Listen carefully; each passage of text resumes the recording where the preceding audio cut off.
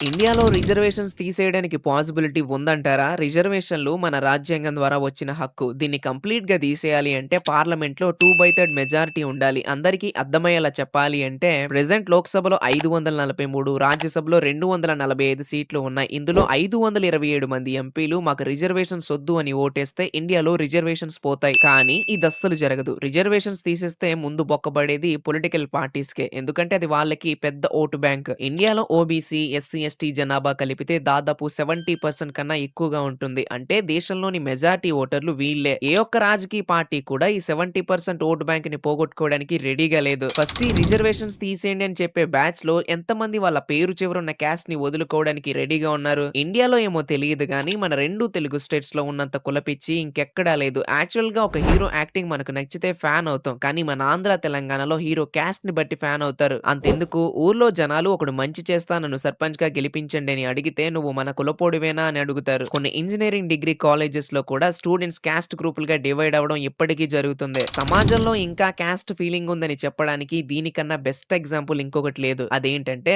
సిటీస్‌లో జాబ్ చేసే వాళ్ళైనా లేకపోతే చదువుకుంటున్న వాళ్ళైనా లవ్ చేసేటప్పుడు క్యాస్ట్ చూసుకోరు. కానీ పెళ్లి విషయానికొస్తే మనిద్దరిది వేరే క్యాస్ట్ ఇంట్లో తెలిస్తే మా నాన్న నరుకుతాడని ఈజీగా మూవ్ ఆన్ అవుతారు. ఇంత క్యాస్ట్ ఫీలింగ్ మన నరనరాల్లో పాకుతున్నప్పుడు అసలు రిజర్వేషన్స్ రద్దు చేయాలని అడిగే హక్కు మనకి ఉందా? ఒకవైపు చదువు, ఉద్యోగాలు, ఆఖరికి పెళ్లిల్లో గూడా మనం కులాన్ని చూస్తూ ఇంకోవైపు మాత్రం రిజర్వేషన్స్ వల్ల టాలెంట్‌కి అన్యాయం జరుగుతుంది. వీటిని తీసేయండి అని సోషల్ మీడియాలో పోస్టులు పెడితే సరిపోతుందా? సో మీరేమంటారు? రిజర్వేషన్స్ తీసేయాలా? లేక అసలు క్యాస్టే లేకుండా చేయాలా? కామెంట్ చేయండి.